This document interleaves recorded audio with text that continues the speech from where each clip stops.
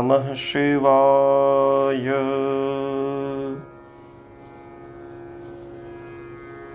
ॐ नमः शिवाय। ॐ नमः शिवाय।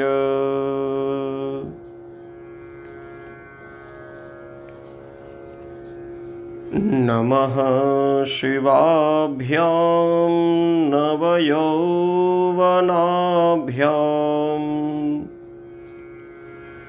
परस्पराश्लिष्टवपुर्धराभ्यां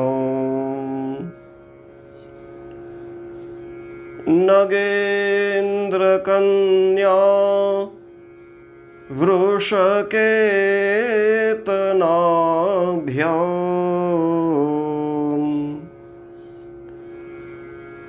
नमो नमः शङ्करपार्वतीभ्यां।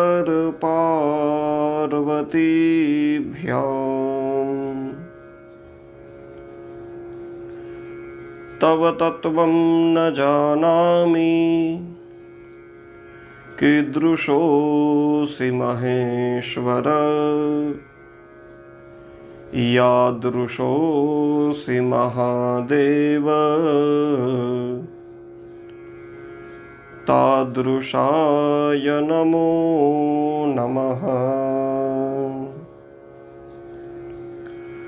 गुरुर्ब्रह्मा गुरुर्विष्णुः गुरुर्देवो महेश्वरः, गुरुः साक्षात् परब्रह्म तस्मै श्रीगुरवे नमः।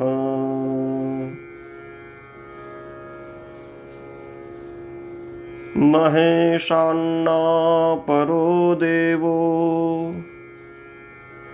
महिम्नो नापरा स्तुतिः,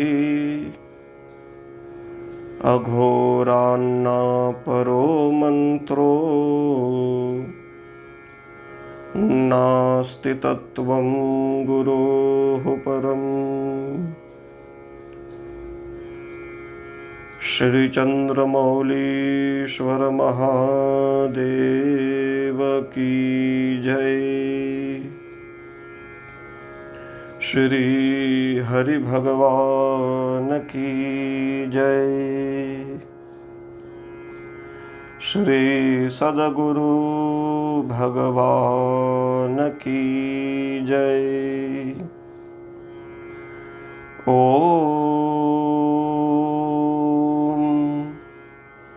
नमः पार्वती पतये। हर हर महादेव हर।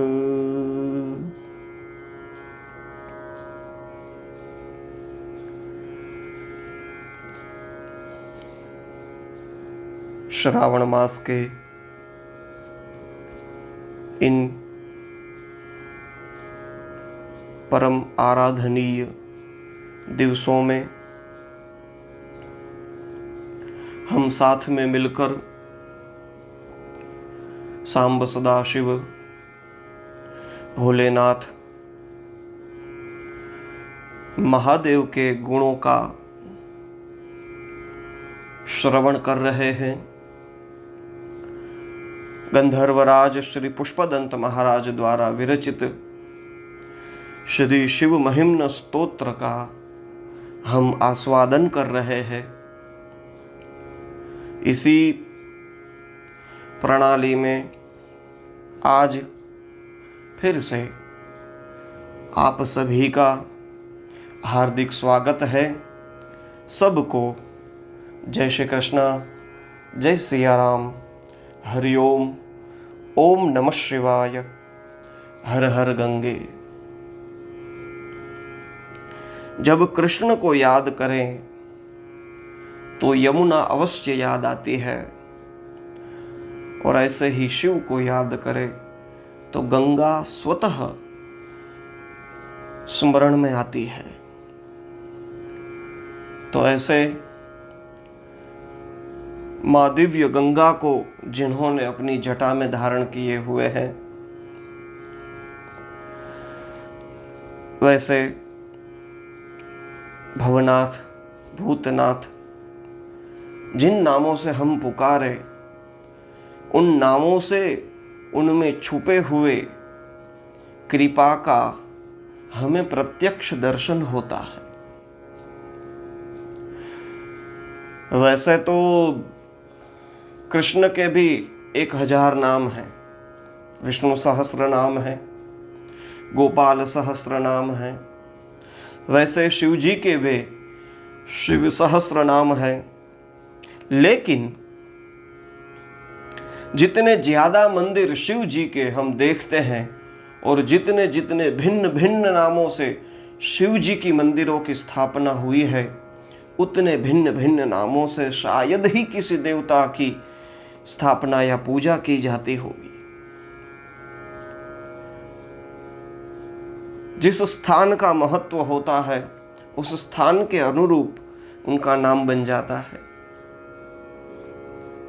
अब देखो, वृंदावन श्री कृष्ण की भूमि है, लेकिन वहां पर भी भूतनाथ श्री गोपेश्वर बनकर विराज रहे हैं। वहां पे गोपी के स्वरूप में भगवान प्रकट हुए थे, तो आज पूरा वृंदावन उनकी पूजा करता है।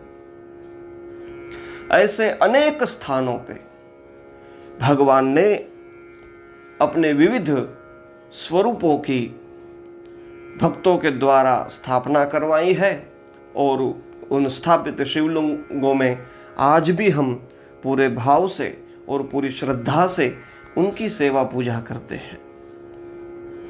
क्योंकि सबसे सरल सेवा पूजा पद्धति यदि किसी की हो तो वो शिवलिंग की है। यदि और देवों का जो सगुण साकार स्वरूप यदि हम हमारे मंदिर में रखेंगे, तो उनको वस्त्र आदि पहनाना, आभूषण आदि पहनाना, ये सब करना पड़ता है। और यदि न भी करें, किंतु मंदिर में ये सब किया हुआ होगा, तो दर्शन करने की और इच्छा दृढ़ बनेगी। लेकिन शिव जी एक ऐसे हैं जिनको न तो वस्त्र की आवश्यकता है, न तो किसी आभूषण की आवश्यकता है। तो जो कुछ हमारे पास पत्र है, पुष्प है, जितना अभिषेक जल के द्वारा शिव जी का किया जाता है, उतना अभिषेक और किसी देव का नहीं होता है। हमारे पूज्य गुरुदेव तो कहते हैं कि शिव जी भोले बाबा है ना, इसलिए उसमें 3 गुण हैं। उस 3 गुणों को स्वीकार करना भक्त का भी कर्तव्य है, क्योंकि भगवान में है। पहला गुण है, शिव जी हर हमेश आर्द्र रहते हैं, भीने भीने रहते हैं।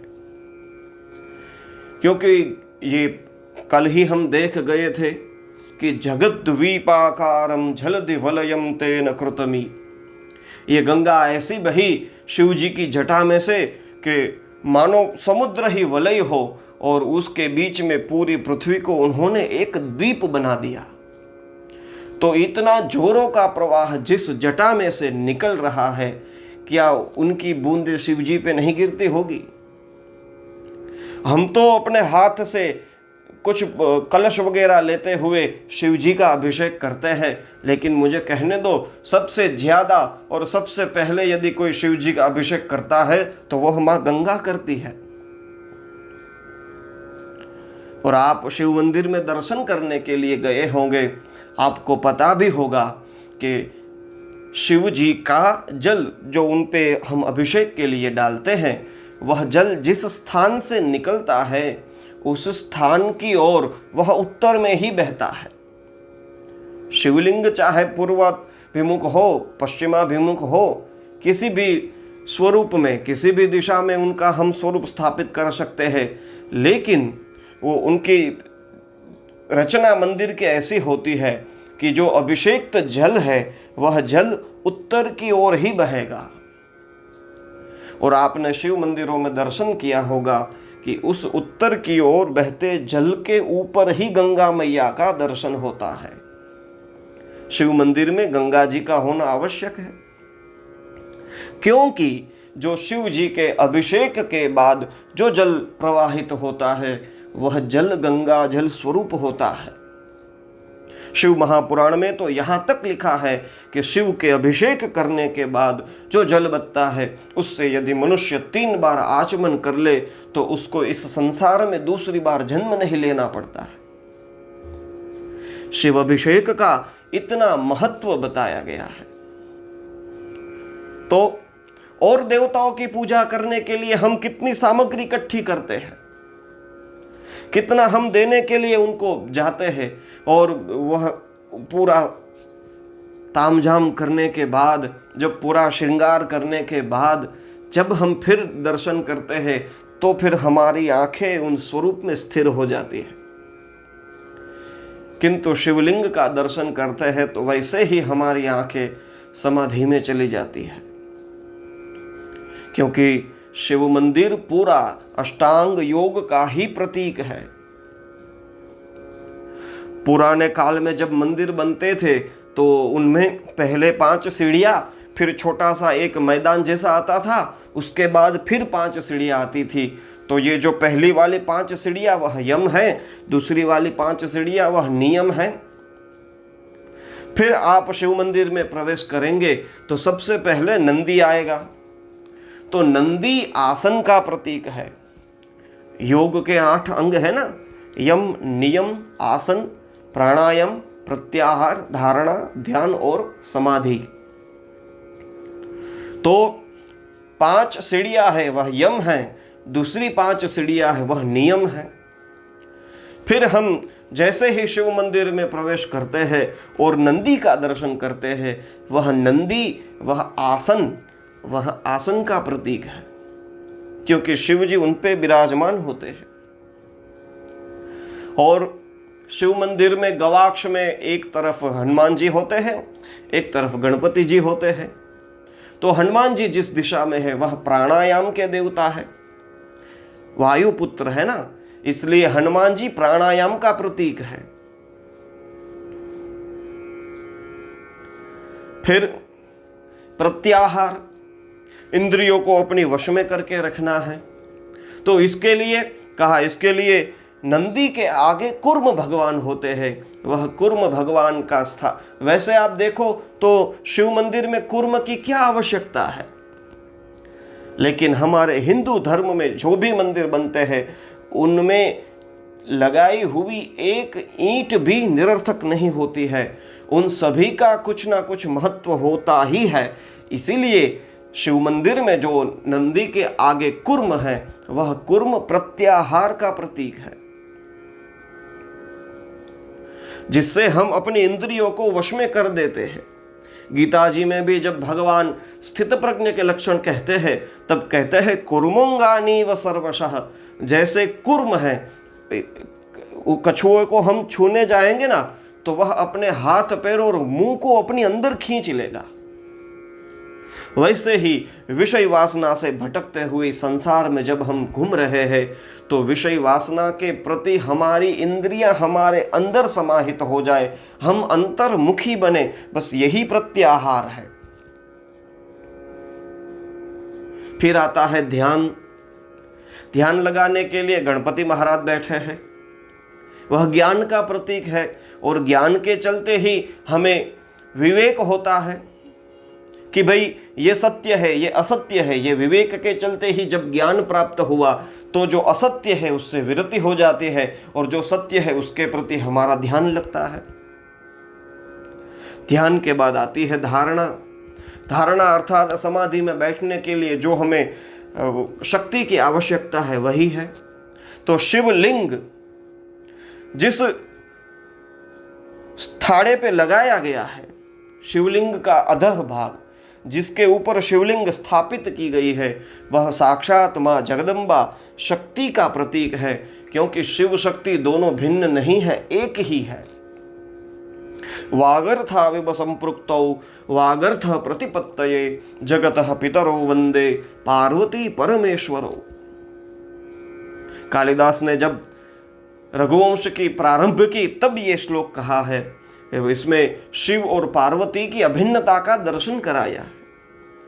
इसलिए हम अर्धनारीश्वर भगवान की पूजा भी करते हैं, क्योंकि शिव जी ने अपने वाम अर्धे अंग में सती को, पार्वती को स्थान दिया है। तो वो जो शिवलिंग जिस स्थान पे हमने विराजमान की है और जिसमें अभिषिक्त किया हुआ जल भरा रहता है और उत्तर की ओर बहता है, उस थाड़े को ही धारणा कहते हैं, वही शक्ति का स्वरूप है। और बाद में जो शिवलिंग है वह शिवलिंग ही समाधि का प्रतीक है। और जब हम शिवालय में बैठकर हाथ में जलधारी लेते हुए रुद्री के मंत्रों के साथ या फिर ओम नमः शिवाय इस मंत्र के साथ, अरे पंडितों से ऐसा भी देखा है और सुना भी है कि जो रुद्री से भगवान शिव जी का अभिषेक नहीं कर सकते हैं, वे महिम्न स्तोत्र के द्वारा भी शिव जी का अभिषेक करते हैं। तो ऐसे दिव्य स्तोत्र को पढ़ते पढ़ते जब हम शिव जी के ऊपर जलधारा का प्रवाह छोड़ते हैं, तब हमारी आंखें शिवलिंग पे जब स्थिर होती है, तो वही हमारे लिए भी समाधि का अनुभव है। तो शिव जी साक्षात अष्टांग योग के प्रतीक है। ऐसे परम वरदान देने वाले, संसार के भय को नाश करने का जिनको व्यसन है, भुवन भय भंग व्यसनिनः, ऐसे महादेव के दिव्य स्तोत्र शिव महिम्न स्तोत्र का हम रसास्वादन कर रहे हैं। आइए हम पुष्पदंत महाराज की इस दिव्य प्रार्थना को भाव से, प्रेम से और सावधानी से सुने। 20 श्लोक तक की यात्रा हो गई थी, आज हम 21वें श्लोक से प्रारंभ करेंगे। क्रिया दक्षो दक्षः क्रतुपतिरधीशस्तनुभृता मृषीणां मार्त्वीज्यं शरणद सदस्याः सुरगणाः क्रतुभ्रेशस्त्वत्तः क्रतुफलविधानव्यसनिनो ध्रुवं कर्तुः श्रद्धा विधुरमभिचाराय हिमखः। 20वें श्लोक में कह दिया था कि हे प्रभु, त्वमसि फलयोगे क्रतुमताम, जो पुण्यात्मा लोग हैं वेद अधिकार से और वेद वाणी पे श्रद्धा और विश्वास रखते हुए जो भी यज्ञ याग आदि कर्म करते हैं, वह कर्म तो कर्म होने के बाद जड़ है, इसलिए नष्ट हो जाता है, लेकिन उस कर्म का फल देने वाले आप हैं और आप ही कर्म का फल प्रदाता है, ये समझकर और इसी बात पे श्रद्धा रखकर पुण्यात्मा लोग यज्ञ कर्म आदि करते रहते हैं। ऐसा ही एक यज्ञ किया था, लेकिन उनमें आपको नहीं बुलाया था, तो फिर क्या हुआ? बस इसी बात का वर्णन इस श्लोक में कहा है। कहा क्रिया दक्षो दक्षः, सती का पिता और प्रजापति दक्ष ब्रह्मा जी का बेटा है। और हे शरणद, हे शरणदाता शंकर, कार्य में कुशल प्रजाजनों का स्वामी प्रजापति दक्ष यज्ञ का यजमान क्रतुपति बना था। त्रिकालदर्शी ऋषिगण याज्ञनिक यज्ञ करने वाले होता आदि थे, देवगण यज्ञ के सामान्य सदस्य थे, फिर भी यज्ञ के फल के वितरण के व्यसनी आप से ही यज्ञ का विध्वंस हो गया। अतः यह निश्चित है कि अश्रद्धा से किए गए यज्ञ कर्म कर्ता के विनाश के लिए ही सिद्ध होते हैं, क्योंकि दक्ष ने यह यज्ञ जो किया था वह श्रद्धा विरहित होकर ही किया था। हम ये देख लें कि अपने वेद से पूरे ज्ञान के भरे हुए, वेद का पूरा ज्ञान भरे हुए ऐसे ब्राह्मणों को यदि हमने बुलाया है और उच्च स्वर से वह वेद मंत्रों का गान कर रहे हैं और पूरी हमने पूजा की सामग्रियां एक से एक बढ़कर लगाई है, तैयार करके रखी है, और उसके द्वारा हम पूरे राजसी ठाठ के द्वारा हम अभिषेक कर रहे हैं, पूजा कर रहे हैं, यज्ञ याग आदि कर रहे हैं, तो उससे हमें कर्म का फल की प्राप्ति होगी। तो पुष्पदंत महाराज कहते हैं हमारे सामने प्रत्यक्ष उदाहरण है दक्ष का कि उनका यज्ञ कोई सामान्य नहीं था। पहले तो क्रिया दक्ष स्वयं, दक्ष स्वयं अपने कार्य में कुशल था, इसीलिए उसका नाम दक्ष था। और इतना ही नहीं, कहते हैं यज्ञ का यजमान क्रतुपति बना था। त्रिकालदर्शी ऋषिगण, याज्ञनिक, यज्ञ के आचार्य, ऋत्विक आदि बने हुए थे। देवतागण यज्ञ के सामान्य सदस्यगण बने हुए थे।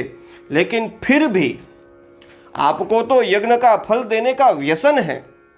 क्रतु फल विधान व्यसनिनो, हे प्रभु आप तो यज्ञ का फल देने के व्यसन, ऐसे आपका स्वभाव है, लेकिन फिर भी आपसे ही क्रतुभ्रेषः, आपके द्वारा ही उस यज्ञ का विनाश किया गया। पुराणों में कथा ऐसी मिलती है कि भाई एक दिन प्रजापति दक्ष को ब्रह्मा जी ने प्रजापति का पद दिया। कहा कि भाई ये पूरी सृष्टि की जितनी प्रजा है उनके राजा तुम हो। और उस राज्याभिषेक में सभी देवता और सभी ऋषि मुनि आए उपस्थित हुए थे। कहते हैं ब्रह्मा जी और शिव जी भी गए हुए थे। और शिव जी का तो है शंकर सहज स्वरूप संभारा, लागी समाधि अखंड अपारा। एक क्षण में उनको तो समाधि लग गई और वे ध्यान में बैठ गए। जैसे ही दक्ष राज्यसभा में प्रवेश करता है, अपने राज्य सिंहासन पर बैठना जाता है, तो सब खड़े होकर उनका अभिवादन करते हैं। केवल ब्रह्मा जी और शिव जी ये दोनों खड़े नहीं हुए। ब्रह्मा जी तो खड़े न भी होंगे क्योंकि वे उनके पिता हैं। पुत्र के आने पर यदि पिता को खड़ा होना पड़े तो वह उसमें तो पिता का भी नाम बिगड़ेगा और पुत्र का तो मान जाएगा ही। लेकिन जब शिवजी खड़े नहीं हुए तो दक्ष से देखा नहीं गया। और वे तो सदस्यपति है, राजा है, उनका अध्यक्ष होने के नाते प्रवचन आखिर में होना चाहिए, लेकिन सबसे पहले आके खड़ा हो गया, बोलने लग गया। कहा कि मैं तो न नाज्ञान न च मत्सराद, मैं अज्ञान से नहीं न तो मत्सर से, लेकिन मैं आप सबसे एक बात कहना चाहता हूं कि इस शंकर को जो भस्म रमाए रहता है, स्मशान में बैठे रहता है, इसके साथ मैंने अपनी बेटी सती का ब्याह कराया है। तो वैसे देखा जाए तो मैं इसका ससुरा हूं और ये मेरा जमाई बना हुआ है। तो हम दोनों के बीच में, ये ससुर और जमाई के बीच में भी गुरु और शिष्य का नाता होता है। उस नाते से भी मैं इसका गुरु हूं, ये मेरा शिष्य है। और मैं आया लेकिन ये खड़ा नहीं हुआ। इसमें सभा में बैठने का कोई अनुभव नहीं है और सभा में बैठने के ये योग्य नहीं है। इसलिए प्रजापति होने के नाते आज मैं यह घोषणा करता हूं कि किसी भी यज्ञ में शिव जी को स्थान न दिया जाए। बस इतना कहते ही दक्ष तो चुप हो गया। शिवजी तो कुछ न बोले, लेकिन नंदी से रहा नहीं गया।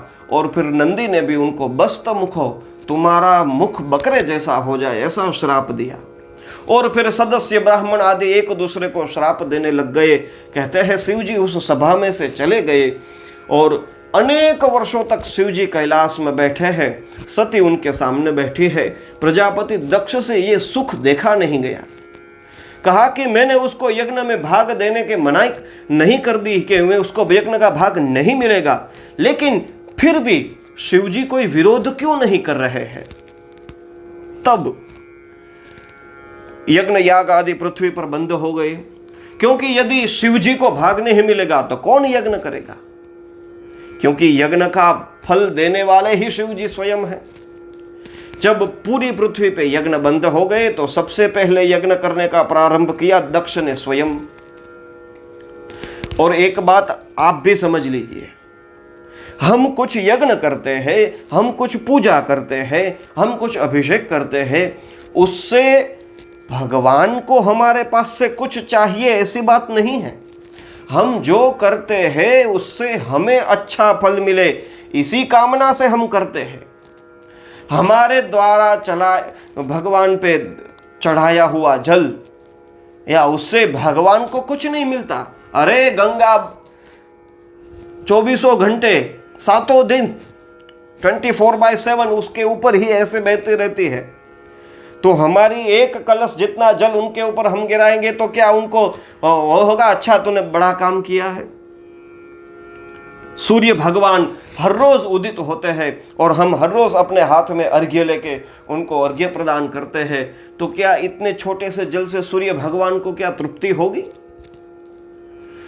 हमारे द्वारा दी गई चीज से भगवान को कुछ नहीं चाहिए। हकीकत तो यह है कि हम जो देते हैं उससे हमें फिर वापस कुछ मिले, इसी कामना से हम कुछ करते हैं।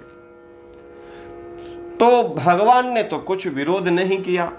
फिर दक्ष ने यज्ञ का अनुसंधान किया है और बड़े जोरों शोरों से तैयारी की। अपनी सभी और बेटियों को बुलाने के लिए विमान भेजे और वो विमान चलाने वाले लोगों को कहा कि आप विमान को कैलाश के ऊपर से लेके आना। अब जब सती ने देखा कि मेरे पिता के घर यज्ञ हो रहा है और मुझे निमंत्रण नहीं मिला है, तो लगा कि शायद मेरे पिता मुझे भूल गए होंगे। वे हठ करते हैं कि मुझे अपने पिता के यज्ञ में जाना है। शिव जी के हजारों बार मना करने के बावजूद भी सती से रहा नहीं गया, दक्ष के यज्ञ में गई है और वहां पे शिव जी का अपमान देखा, रहा न गया सती के द्वारा। सती ने दक्ष से कहा है कि वैसे जहां पे अपने इष्ट का अपमान हो रहा हो या उनके बारे में कुछ अनुचित बातें हो रही हो, तो यदि सामर्थ्य हो तो बोलने वाले की जीभ काट देनी चाहिए। यदि हम ये ना कर सके तो वह स्थान छोड़ के हमें चला जाना चाहिए, और यदि हम उस स्थान को छोड़ के भी ना जा सके तो हमें हमारे प्राणों का त्याग कर देना चाहिए। मेरे में सामर्थ्य है, मैं आपकी जिह्वा काट सकती हूं, लेकिन फिर संसार में लोग कहेंगे कि एक बेटी ने अपने पिता की जिह्वा काटी। और इस स्थान को छोड़ के यदि मैं कैलाश जाऊंगी और भगवान भूतनाथ मुझे दाक्षायणी कह के बुलाएंगे, तो मेरा यह शरीर आपसे उत्पन्न हुआ है, इसलिए इस शरीर का मैं त्याग करती हूं। और फिर योगाग्नि में अपने शरीर को जला दिया। नारद जी के द्वारा जब शिव जी को इस बात का पता चला, वीरभद्र को भेजा गया है और दक्ष के यज्ञ का विध्वंस किया गया। हकीकत में दक्ष ने जो यज्ञ किया था वह यज्ञ श्रद्धा विरहित ही था। श्रद्धा से करेंगे तो ही फल मिलेगा। गीता जी में भी भगवान श्री कृष्ण कहते हैं, पत्रम पुष्पम फलम तोयम यो में भक्त्या प्रयच्छति तदहम भक्त्युपहृतम। वो भक्ति से दिया गया है तो ही मैं उसका स्वीकार करता हूं। यदि भक्ति नहीं है, हमारे भाव उसमें जुड़ा हुआ नहीं है, तो याद रखिए हम 56 भोग भी यदि भगवान के सामने रख देंगे तो भगवान उसका तिरस्कार करके चले जाएंगे। दक्ष ने यज्ञ किया था फल प्राप्ति के लिए, लेकिन श्रद्धा विरहित था। हकीकत में दक्ष ने जो यज्ञ किया था वह केवल शिव जी के प्रति द्वेष के कारण किया था। और अभिचारा यही मखाह, ये श्रद्धा विरहित यज्ञ होने के कारण उससे अभिचार प्राप्त हुआ और दक्ष को बीच यज्ञ में उसका सिर काट दिया गया और उसी यज्ञ कुंड में उसके सिर को स्वाहा कर दिया। फिर शिव जी आशुतोष है, देवताओं ने सबने प्रार्थना की, भगवान प्रसन्न हुए हैं और देवताओं ने कहा कि महाराज जितने यज्ञ होंगे उन यज्ञ में आखिर में जो कुछ बचा होगा वे आपका। बस इससे भगवान प्रसन्न हो गए और बकरे का मुख चढ़ाया गया दक्ष को। और फिर दक्ष फिर अपनी वाणी से भगवान की स्तुति करता है, उनसे क्षमा मांगता है और फिर जो यज्ञ अधूरा था उसी यज्ञ का प्रारंभ किया गया। तो ये एक श्लोक है, लेकिन हम जो हमारी घर पे पूजा करते हैं या किसी काम्य कर्म से या किसी नैमित्तिक कार्य को हम करना चाहते हैं, उस समय यदि हमारे हृदय में श्रद्धा नहीं होगी, यदि हमारे हृदय में हम जो कार्य कर रहे हैं उस कार्य के प्रति यदि विश्वास नहीं होगा, तो उससे कभी भी फल की प्राप्ति नहीं हो सकती। ये श्रावण चल रहा है, इसके बाद भाद्रपद मास शुरू होगा, जिसको हम पितृ के मास के नाम से भी जानते हैं। और प्रायः गुजरात में तो हर जगह पितरों के नाम पे उनकी जो तिथि होती है उनके अनुरूप ब्राह्मणों को भोजन कराया जाता है, या कुछ ऐसे कच्चा हुआ अन्न वो शिव मंदिर में या अन्य मंदिरों में ब्राह्मणों को दान दिया जाता है, साधुओं को दान दिया जाता है। ये सब हम जो कुछ करते हैं वे अपने पितरों के पीछे करते हैं और उनको हम श्राद्ध कहते हैं। तो श्राद्ध का मतलब ही है श्रद्धया दीयते। यज्ञ में भी यदि सबसे ज्यादा किसी चीज का महत्व है तो वह श्रद्धा का है। लेकिन यहाँ पे दक्ष ने जो यज्ञ किया था वह अश्रद्धा से किए गए यज्ञ है, इसलिए उस यज्ञ का फल उसे भुगतना पड़ा और स्वयं नष्ट हो गया। हम भी जो कुछ करें वह ब्राह्मणों के वचन पे तो श्रद्धा होनी ही चाहिए, लेकिन जितनी देर तक हमें भी उस पूजा में बैठने का अवसर मिले, उस यज्ञ में बैठने का अवसर मिले, तब हम पूरी श्रद्धा से यदि वो कर्म करेंगे तो ही वह फलीभूत होगा। और यदि पूरी श्रद्धा से किया है तो फिर हमें कोई चिंता करने की आवश्यकता नहीं है, क्योंकि श्रद्धा से किया हुआ कर्म है तो उसके फलदाता साक्षात महादेव है। तो ऐसे फलदाता महादेव का स्मरण करें। दक्ष ने नहीं किया था तो उसको उसका फल भी भोगतना पड़ा। ऐसे महादेव है, उनका यह दिव्य चरित्र चल रहा है। आज एक ही श्लोक हो पाया, लेकिन जो जीवन में हमें आवश्यक है, हम हमारी रोजिंदा जीवन में जो कुछ पूजा वगैरह करते हैं उसमें श्रद्धा का अतिशय महत्व है। बस इसको ध्यान रखना और आवश्यक है। हम अपनी तरफ से पुष्पदंत महाराज के जो भाव हैं उनको समझने का, उनको हमारे हृदय में बिठाने का कुछ प्रयत्न कर रहे हैं। इसी भाव के साथ आज के दिन को हम ऐसे ही समाप्त करते हैं। आप सभी को सादर सब प्रेम। ओम नमः शिवाय, ओम नमः शिवाय, ओम नमः शिवाय।